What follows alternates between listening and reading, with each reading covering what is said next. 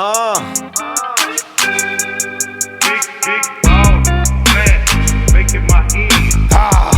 Yo, what's going on, YouTube? Man, you guys already know who it is, man. It's your boy, Sports God TV, where we talk sports like religion. If you haven't already, make sure you hit that like and subscribe button, man. Click that notification bell so you can get notified when I upload. Share the content, jump in the comments. Let's get it cracking. And that's exactly what happened tonight. It got cracking. I'm going to take a sip to that. First and foremost, I would like to say happy Father's Day to all of the fathers out there in the world. I appreciate you guys so much. Just letting you guys know real fathers are needed in this world. Before I get into everything else, man, I want to thank all of my subscribers. I believe I am at 416. The goal is getting to 500 right now, and then 500 to 1,000, and so on, right? So I do want to appreciate and thank you guys for continuing to like up the video, continuing to sharing the videos, and commenting on the videos. Let's get it cracking, man. Before I get into the main card, I definitely want to touch bases on some of the other fights, right? And so Gary Antoine Russell, right? Previous undefeated fighter, 17 wins, no losses, and 17 of his wins by way of knockout for Alberto Puyol. And guess what? Alberto pulled off the upset. I mean, he actually outclassed Gary Antoine Russell. Russell was starving for a mega opportunity to fight in front of a lot of people. He got on this undercard and had the biggest opportunity, you know, to showcase his skill, his talent, and represent the Russell family at the biggest stage. You know what I'm saying? When you got a boxing card that has Tank Davis, you know, being the lead guy, and then the undercard is David Benevidez, you got a lot of eyes on you, you know, in the boxing world.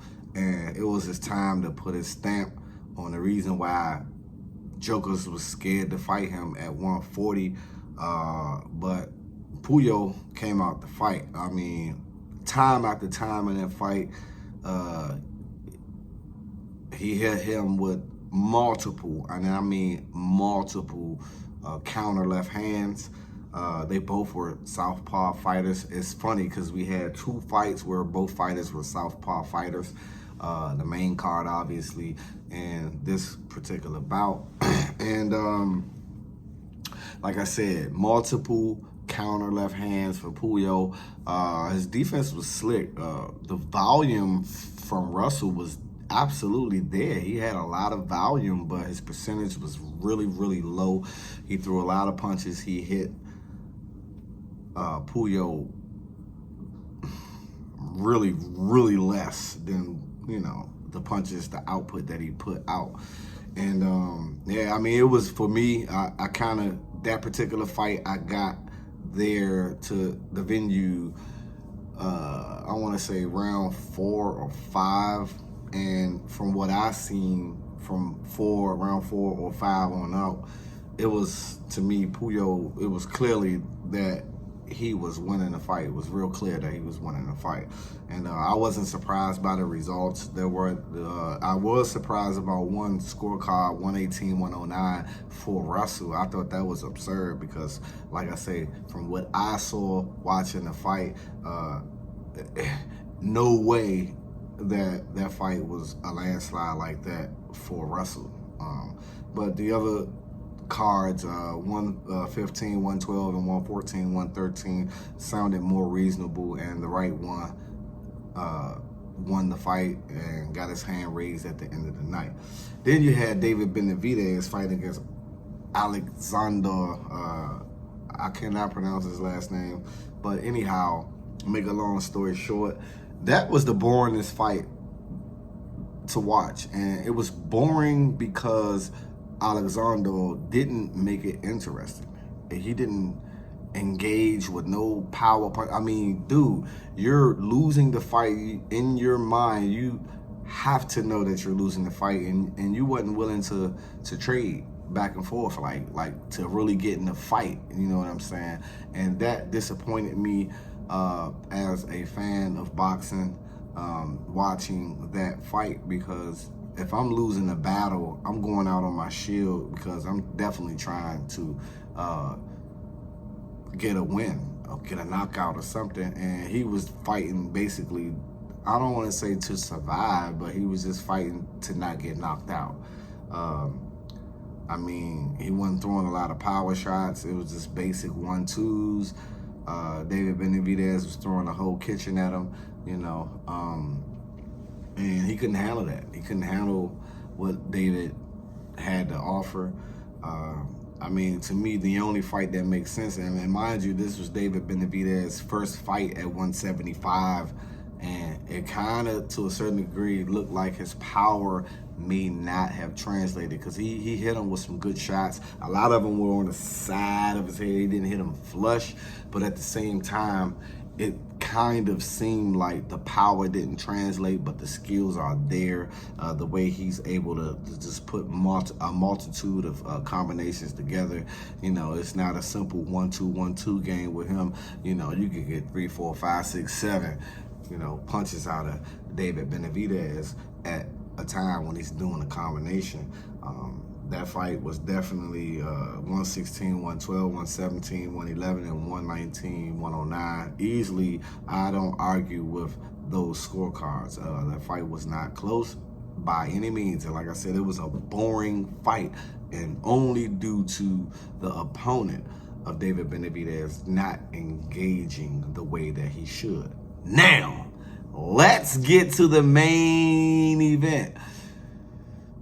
Gervonta Tank Davis at the time, 27 wins, no losses, 29 of those wins by way of knockout, versus Frank the Ghost Martin at the time, 18-0 with 12 wins by way of knockout. Look, man, you call yourself the Ghost, right? Guess what Tank did? Did you guys see that? If you didn't, Tank and his team are funny guys. And when I seen Tank in the training room, you know, just getting ready for the bout, you know, getting his hands warmed up and stuff like that, and you saw the shirt say, "Who you gonna call?" Didn't think about it like that, right? Until the introduction, until the walkout, is when they played one of the most legendary songs in movies / cartoons of all time, which is the Ghostbusters. Who you gonna call? Ghostbusters! That was dope, man. And that's exactly how Tank approached this fight. We ain't afraid of no ghosts. And that is exactly how it happened. Tank applied pressure the whole fight. Now, did Frank fight a good fight? Absolutely. I think his, early rounds, Gervonta is always calculating data. If you watch my previous video, on the breakdown of the fight, then you would know that, hey, Tank Davis is always going to be down on the cards in the early going of a fight, because he collects data. But what he did was exactly what I had mentioned that he would do in my previous video, which was he has to be aggressive. Was he aggressive to the point where as though he was throwing recklessly and things like that? Absolutely not. But he was aggressive meaning applying the pressure, keeping Frank Martin, who has excellent footwork, he's an excellent boxer. He was catching Tank with some good shots, and you can see the results on Tank's face that he's definitely was in a fight. Tank doesn't mind that because his ultimate plan is to calculate the data, study your movements, see if your power can hurt him, and once he realizes that, it's pretty much a wrap for you. And I mean, like I said, Frank fought a heck of a fight. He was slipping, he was countering, he was throwing not a 1-2, simple 1-2, it was 1, 2, 3, 4. You know, and Tank was just applying pressure. And as the fight wore on, the energy that Frank Martin used in the ring due to the pressure of Gervonta Tank Davis eventually wore him down. And then in the 8th round, you know, you could hear Dirk James throughout the fight telling Frank to stay off the ropes. Now, I do like Frank response during the post-fight interview. He humbly took the defeat like a man, but he said what he was trying to do was use less energy. He realized that Tank pressured him the whole fight, which had him on his back foot a lot. And he wasn't trying to get trapped in no corners in the beginning, but eventually you gotta sit down. And Tank, I don't care what nobody say about Gervonta Tank Davis when it comes to, hey, he can't be the face of boxing because he can't articulate like Muhammad Ali or something like that. Tank is the smartest boxer of them all. When I say of them all, I mean in his weight class. The guys that he will have to compete against, I believe that he is the smartest fighter in the ring every time he steps in the ring. And to me, what he was doing was exactly what he knew that he needed to do to win this fight, which was make Frank Martin utilize his leg movements, because he's a hell of an athlete. He was a wrestler, he was this, he was that. You know, he made him use that energy, backing up, sidestepping, you know, all the kind of movement that Frank Martin had to use. Gervonta Tank Davis made him do that. And ultimately, that uppercut, those body shots over time throughout the rounds, you know, were starting to wear down Frank Martin movement. That uppercut against the ropes, that really had him gone. And then, you know, you got that brick hand, that brick left that hit Frank flush. I mean, Tank was close early, and where I was at, I was letting the people know that, I was letting my brother know that Tank is getting ready to knock this guy out, because there were a multitude of times where that punch Tank had hit Frank Martin with, but it wasn't flush. And I was like, the timing is, to get in the timing, the movement is getting ready to be night-night for him. And Tank never disappoints.